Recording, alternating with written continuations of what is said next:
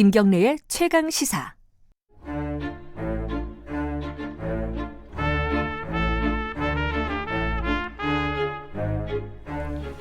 수요일마다 돌아오는 영화 스포 김경래 최강 시사 영화 코너 스포일러 시간입니다.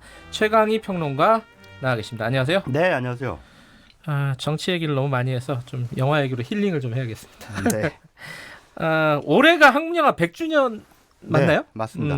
그리고 여러 행사도 있고 막 그런 리스트도 많이 나오고 그러더라고요. 뭐 100대 한국 영화 뭐 이래가지고. 예.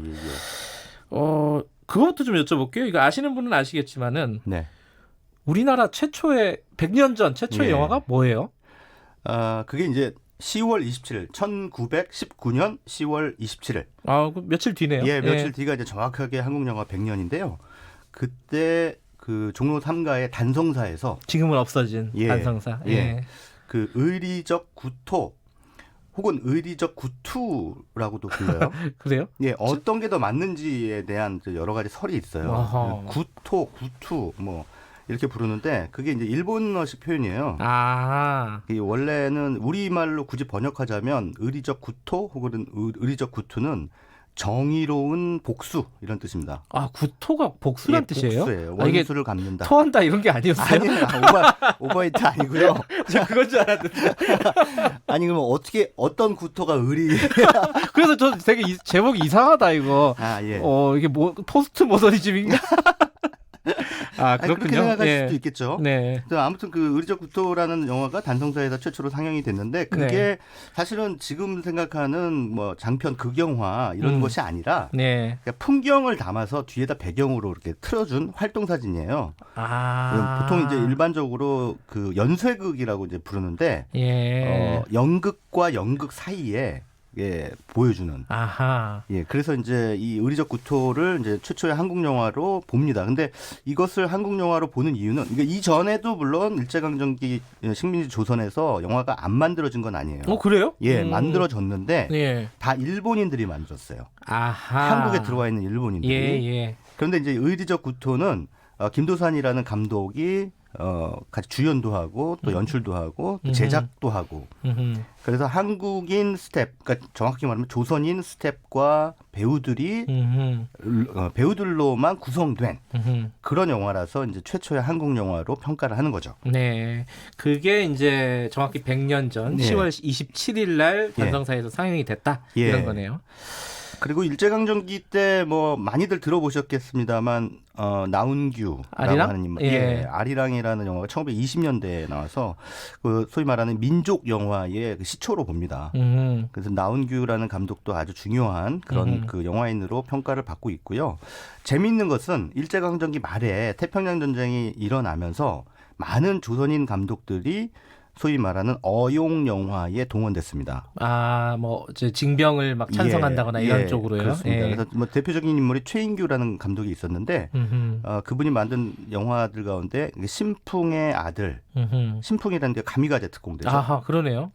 그리고 뭐 태양의 아이들, 태양이라는 것은 일본의 천황을 말합니다. 그러니까 이런 식으로 이제 일본의 천황을 찬양하고 그 2차 세계대전, 태평양 전쟁에 나갈 것을 독려하는 그런 영화들을 많이 만들었어요. 그런데 이 어용 영화를 만들던 최인규 감독이 1945년 8월 15일에 해방되기 직전까지 그런 어용 영화를 만들다가 해방이 된 뒤 얼마 뒤 자유만세라고 하는 영화를 개봉했는데 독립운동을 다룬 영화를 만들었습니다. 대단히 기회주의적이죠. 거의 뭐 커피단 뭐 이런 거네요. 그래서 그런 걸 보면은 이제 우리 조상들이한테 배우지 말아야 돼. 그렇게 살면 안 되죠. 어쨌든 뭐 뒤늦게라도 뉘우친 것 같기는 합니다만 어쨌든 뒤에서는 계속 독립운동 영화를 찍었습니다. 그러다가 이제 6.25 때 월북됐죠. 이게 참 100년이 납북됐죠, 납북. 100년이라면은 뭐 그렇게 긴 역사는 아닌데 그 사이에도 굉장히 우여곡절이 있었군요. 한국 영화사가. 지금 100년을 돌아보면은 할 얘기는 많겠지만 뭐 청취자분들이 관심 있는 건 영화일 거예요. 영화. 어떤 맞습니다. 영화가 100년 동안 가장 높은 평가를 받고 있느냐. 뭐 이런 것들이 가장 관심이 있을 텐데 최강희 평론가가 뽑은 뭐 100개를 얘기할 수 없으니까 한 5개 정도 탑5 어떤 영화가 있습니까? 그러니까 시대별로 한번 제가 말씀을 드릴게요. 예. 일단 1950년대 영화들은 사실 크게 평가할 만한 작품이 없고요. 워낙 조악해서. 네. 물론 이제 사회적 반향을 불러일으킨 영화들이 있습니다. 자유만세가 아니라 자유부인. 아, 그게 50년대예요? 예. 1956년, 7년 그 무렵에 나왔는데 뭐 좀 미풍양속을 해친다 그래서 대단히 그게 뭐 춤바람 나고 뭐 이런 내용이잖아요. 춤바람 난 그 유부녀의 얘기예요. 자유부인이라는 영화가 있었는데 영화의 그 질적인 면에서 탑5를 고른다면 1960년대 초반에 김기현 감독의 하녀라는 작품이 나오죠. 네. 나중에 임성수 감독이 이 작품을 이제 전도연 시즌을 리메이크를 했는데 그 작품이 상당한 그 당시 시대를 비춰봤을 때도 굉장히 웰메이드한 스릴러 작품이에요. 이거는 가끔 뭐 볼 수도 있고 지금 IPTV 이런 데서 볼 수 있는 거죠. 보실 수 있습니다. 그리고 유튜브를 통해서도 보실 수 있고요. 아, 그래요? 예, 저작권이 지난 모양이죠. 그리고 유현목 감독의 오발탄이라는 작품이 비슷한 시점에 나왔는데요.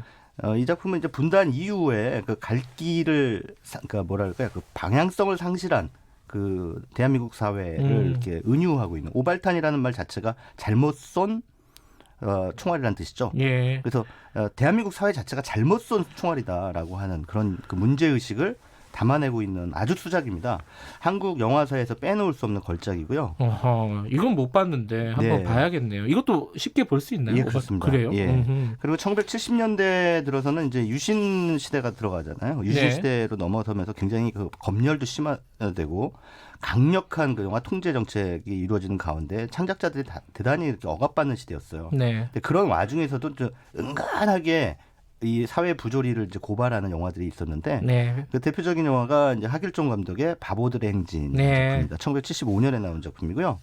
그리고 이제 1980년대에 들어가면 이제 배창호라는 걸출한 감독이 또 등장을 하죠. 근데 이 감독이 만든 고래사냥. 이 작품은 뭐 흥행에서도 상당히 성공을 거뒀습니다. 저도 어릴 때 봤던 기억이 나요.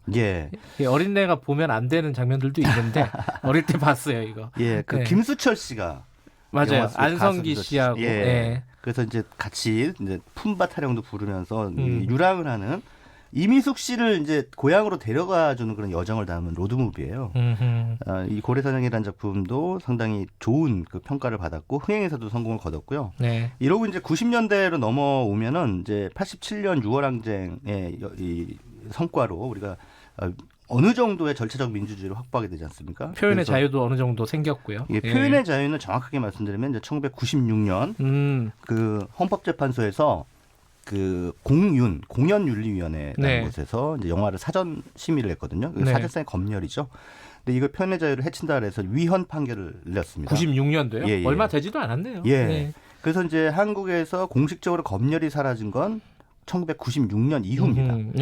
그래서 한국 영화사는 이 96년을 분기점으로 해서 전과 뒤로 나눈다고 보시면 돼요. 아, 그러면 96년 분기점으로 굉장히 좋은 작품들이 많이 나오기 시작했나요? 굉장히 많이 쏟아져 나왔죠. 그래요? 그러니까 한국 사회에 대해서 그동안 하지 못했던 말들, 그런 문제 제기들 이런 것들이 이제 영화를 통해서 많이 만들어졌는데 그래서 그 1990년대 이후에 걸작들이 많이 나왔죠. 박하사탕이라든가 이창동 감독, 이창동 감독의 박하사탕이라든가 아니면은 뭐 공동경비구역 JSA 같은 좀 그때 당시로 봤을 때는 상당히 파격적인 설정이었죠. 앞서 시위라는 작품도 그렇고 남북 관계를 냉전적 시각에서 좀 벗어나서 바라보는 그런 영화들이 많이 또 나왔고 앞서 소개해드린 박하사탕 혹은 그 앞에 그 장선우 감독의 꽃잎처럼 우리 한국 현대사의 트라우마라고 할 수 있는 광주민주화운동을 이제 정면으로 바라보는 그런 영화들이 이제 탄생하기 시작했죠. 그러면 지금 말씀하신 게 한 6개 되네요, 벌써.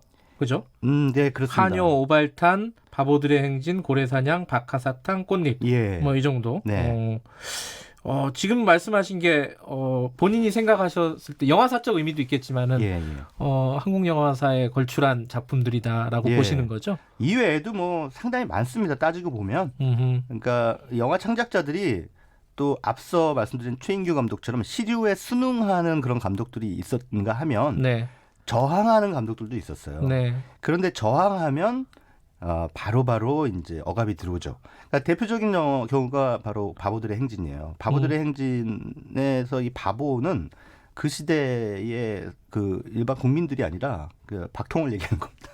아, 그래요? 그러니까 그 시대의 그 정권 정치 세력 혹은 권력자들을 비꼬는 그런 은유적인 표현인데 공무원들이 그러니까 검열을 담당하는 공무원들이 거기까지 눈치를 못 챘어요.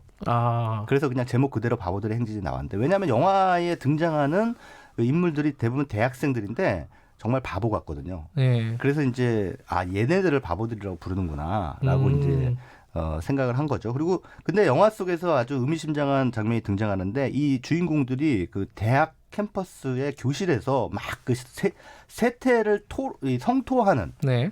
이 세태의 부조리를 성토하는 그 자유가 주어지지 않는 세태 이런 것들에 대해서 불만을 드러내는 장면이 나옵니다. 그리고 바로 그 다음 장면이 유신 반대 시위 장면이 원래는 들어갔었어요. 그걸 넣었어요 하길정 감독이. 근데 그거 뭐 당연히 검열에서 잘렸겠죠. 예. 네, 당연히 검열에서 삭제되니까 거기다가 뜬금없이 이제 대학 체육대회. 네. 대학 체육대회 장면이 나옵니다. 그러니까 너무 이상한 거죠. 그래서 당시에 아마 영화를 보신 분들은 이게 도대체 뭐냐 이렇게 생각하시는 분들도 계셨을 거예요. 바보들의 행진뿐만 아니라 1970년대 80년대에 한국 영화를 보시는 분들은 아마도 그때 당시에는 어떻게 도대체 영화가 말이 안 되냐 이렇게 이제 생각하셨을 것 같은데 그렇게 생각할 수밖에 없었던 이유가 공무원들이 그냥 잘라버려요. 중간중간에 그냥 진짜 가위로 싹둑싹둑 필름을 잘라버리기 때문에 영화가 말이 안 될 수밖에 없었던 거죠. 굉장히 예술적으로 느껴지는. 이게 무슨 소리지? 전위적인. 누가 보면 뭐 실험 영화인 줄 알고 이렇게 생각할 수도 있는데 그게 아니라 공무원들이 그냥 그 의미로 자기들 마음에 안 들면 자른 겁니다. 그 하길종 감독이 굉장히 천재 감독이다 막 이렇게 했는데 영화는 몇 개 못 찍었죠? 요절하셨죠. 그죠. 예, 그 우리나라 최초의 유학파 영화 감독이에요. 최초에. 1970년대 초에 그 미국에서 영화 공부를 하고 돌아왔는데 그 1970년대 초에 그 미국의 영화 문화는 황금기입니다. 황금기. 그러니까 그 뉴 아메리칸 시네마라고 하는 새로운 사조가 탄생을 하면서 여러분들 잘 아시는 프란시스 포드 코폴라, 뭐 지옥의 묵시록이라든가 대부 같은 영화 만든 아니면 마틴 스코세지 이런 대단한 감독들이 막 출연했던 시기예요.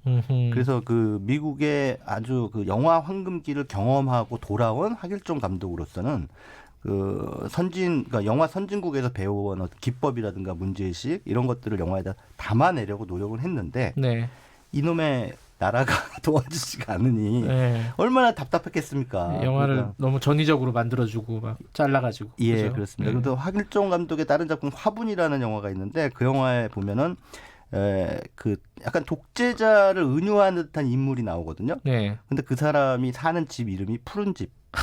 청와대. 예. 그런 식으로 이제 우회해서 비꼬는 거죠. 그러니까 탄압받죠. 예.